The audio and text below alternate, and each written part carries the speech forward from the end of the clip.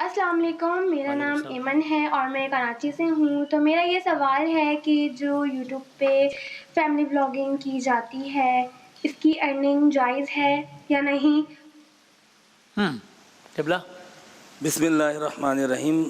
3 دن پہلے ہم نے اس پہ بڑی تفصیلاً سب نے اپنی رائے پیش کی تھی کہ یوٹیوب پہ اس طرح کی ولاگنگ کرنا کہ جس طرح اخلاقی تقاضے پامال ہوتے ہوں، کسی کی دل آزاری ہوتی ہو یا کسی قسم کی بھی کوئی بے حرمتی ہوتی ہو، بے پردگی ہوتی ہو، یہ چیزیں منع ہے. چونکہ بہن کا سوال یہی تھا کہ فیملی ولاگنگ کے حوالے سے، یعنی آج کل افسوس ہے کہ اس طرح کا بھی دکھایا جا رہا ہے کہ کوئی مولانا صاحب ہوتے ہیں اور پھر ان کے ساتھ کوئی ایک بے پردہ خاتون ہوتی ہے.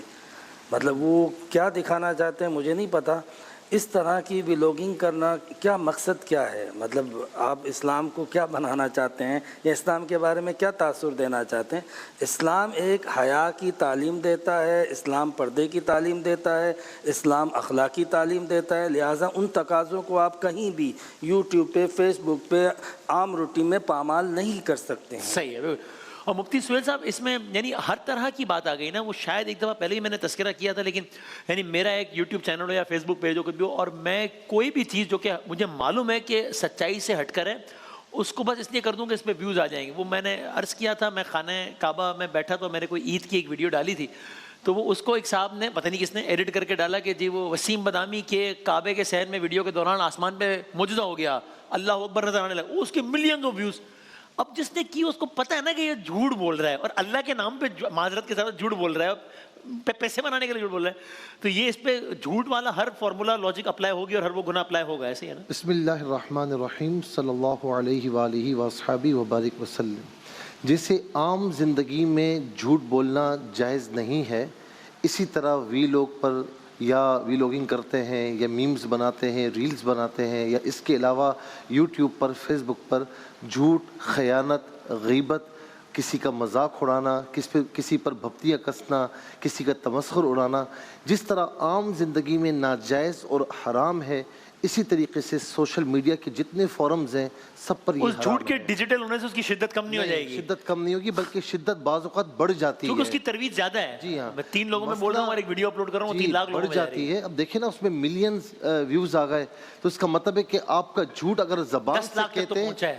زبان سے کہتے تو 10 بندے سنتے ہیں، جی. لیکن یہاں پر 10 لاکھ بندوں نے اس جھوٹ کو دیکھ لیا تو اس کی شدت میں اضافہ ہو اور جائے یہ گا. پھر گناہ جاریہ ہے. بالکل جب تک لوگ بالکل، یہ دیکھتے رہیں گناہ گے. جاریہ ہے، یہ گناہ جاریہ ہے. یعنی آپ کے خدا نہ خواستہ آپ دنیا میں نہ رہے لیکن یہ جھوٹ آپ کے لیے گناہ جاریہ بنتا رہے گا.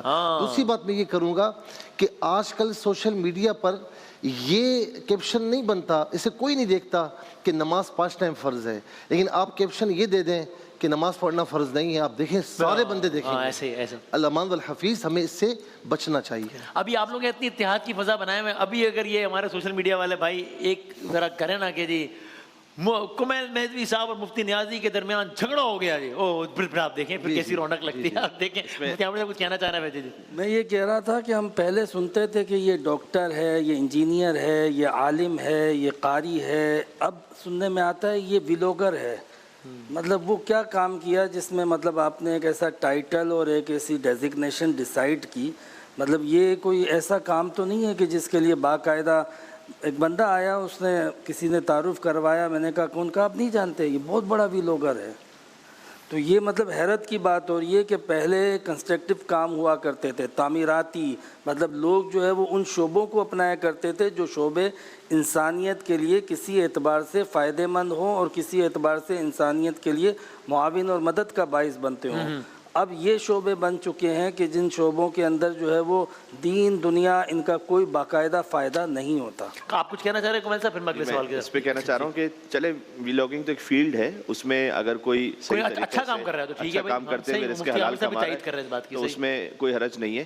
لیکن جو تھمبنیلز بناتے ہیں نا، کلک بیٹس، اب کلک بیٹس میں واقع ایسی بات ہے کہ فلاں عالم نے فلاں عالم کو رگڑ دیا، جی اس نے اس نعت خان نے اس نعت کیا اس کی کلاس لے لی، مٹی خراب اور کچھ جملے تو ریپیٹ بھی نہیں کیا جا سکتے. اب آپ اس میں جائیے نا، اس کا ذکر ہی نہیں ہے، ہوگا ہی نہیں ایسے ہی، مطلب ذکر ہی نہیں ہے سرے سے. جی ایسے بالکل ایسے ہی کہ کوئی اس موضوع پہ بھی بات ہوئی ہو، بالکل ایسے ہی ہے. اچھا وہ عالم، اچھا فرض کی ایک مسئلہ ہے کہ جو اس وقت پیش آیا ہے، کوئی بھی ہاٹ ٹاپک بنا ہوا ہے، کوئی وائرل چیز ہوئی بھی، اور کسی عالم کا 2 سال پرانا کلپ لگا کر انہوں نے اس کو کرارا جواب دے دیا.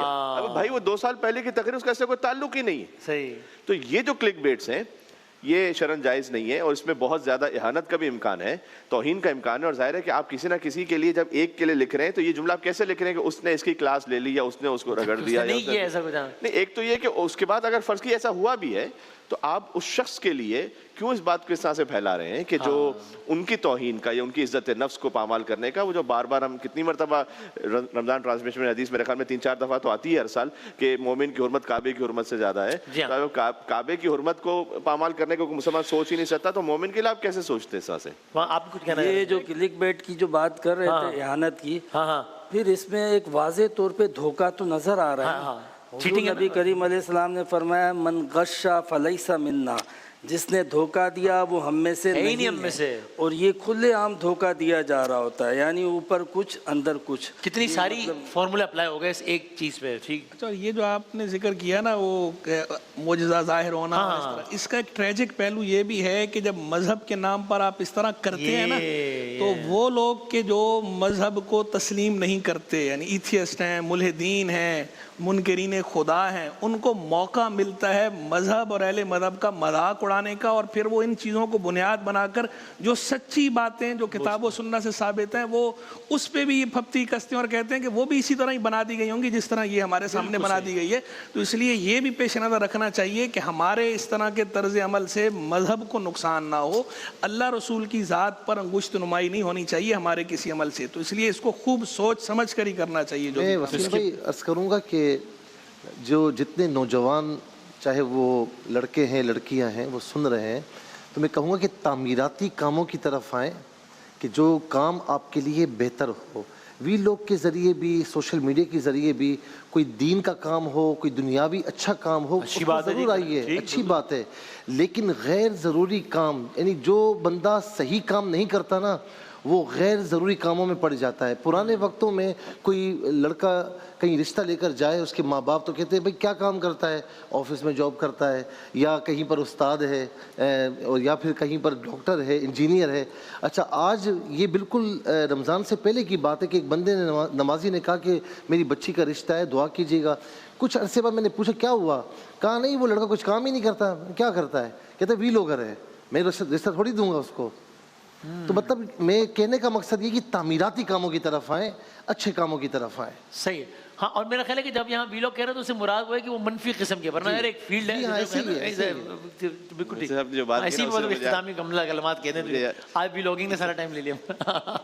یہ جملہ بسا اوقات تو علماء کے لیے بھی کہہ دیا جاتا ہے. جب رشتہ آیا وہ پوچھا کیا کرتا ہے, کیا کہ مولانا ہے, کہا نہیں وہ مولانا تو ہے, کرتے کیا